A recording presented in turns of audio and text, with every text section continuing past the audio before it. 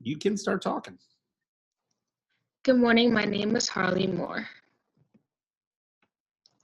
To what extent has educational software influenced grade levels K through 12 through the development of electronic learning in the U.S.? Over the past years, technology has had a very impactful influence on students. Due to this emergence of technology, it has resulted in an increase of the Internet of Things. The Internet of Things is all the technology innovations that have occurred in the last century, including software programs, smartphones, computers, sensors, and more. Because of all these advancements, we are able to communicate more efficiently and quickly to complete certain tasks. Technology plays such an important role in our society. Technology has strongly advanced learning for students K through 12 by changing the way students are learning and how instructors are teaching. This has given many students a greater opportunity for success in their education. A paper written by Burgess, "The Quality and Scope of Data Across the Internet of Things" has given us a more contextualized and responsive interaction between devices to create a potential for change. A clear example of this would be education. According to Barber and Hawkins, it is stated that however the role of this teacher in the virtual school environment has expanded from what we typically understand the traditional classroom teacher's role to be. Enhancing these positive interactions within the classroom is an important aspect in learning because it helps students develop learning strategies or organize their thoughts so they are able to apply that for when working individually. As stated by Barber and Hawkins, teacher support in the online environment has also been tied to course completion.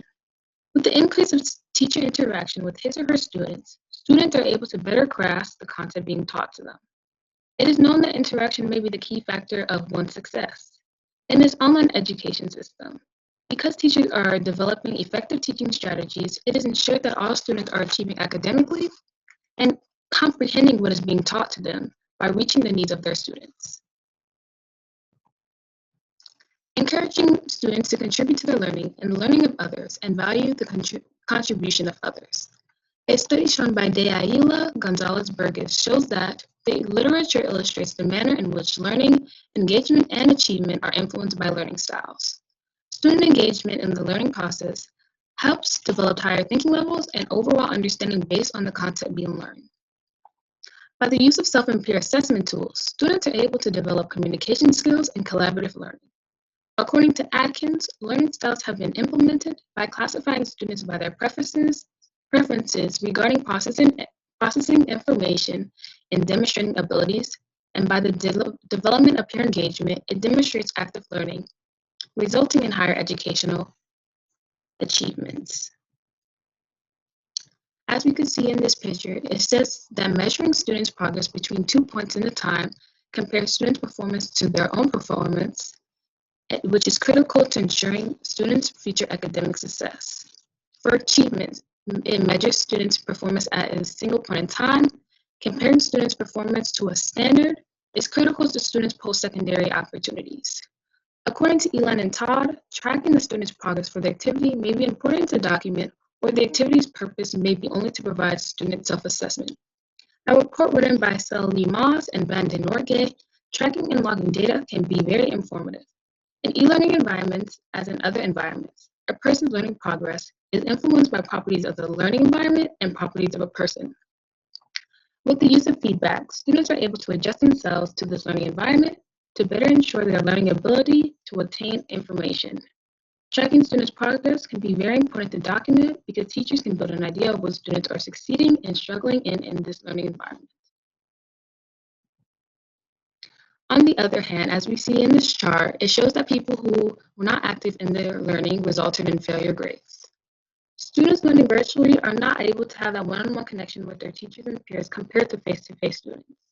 Distance learning can be challenging for students using software programs that are not capable of providing them with all the information and designs that they need to be successful. According to Shannon and Eddy, it is shown that face-to-face instruction may have some advantages, including enhanced capacity for group interaction and face-to-face interaction.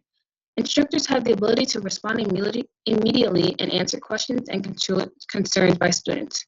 But with all the advancements and teaching strategies catered directly to students, this is always subject to change.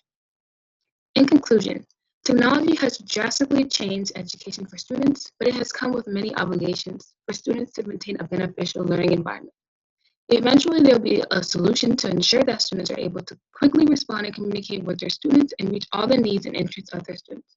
But only time will tell with the upcoming of more technological advancements. Thank you. Any questions? Yes, ma'am. I do have 2 questions for you. First question, tell me about your sources. How do you know that they were valid and reliable? Was there some that worked and some that didn't work? Talk about your sources. Well, I found a lot of academic journals, and also because when I was researching, a lot of the information that I was finding was so similar and it was so closely connected that it was kind of repeating over itself over and over again.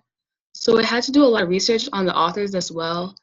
And then when I went on EBSCO to research, I kind of looked up that source online as well, just to get a little bit of knowledge about it. So yeah. Okay. All right.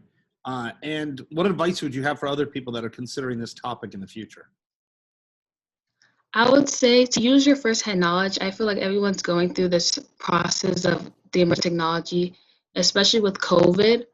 So I would say just to use your knowledge and to really look for sources that are not repeating the same thing, because a lot of them do, and to really even focus on the opposing side, because it is really hard to find information that goes against it. And it's good to have different viewpoints on the topic. All right.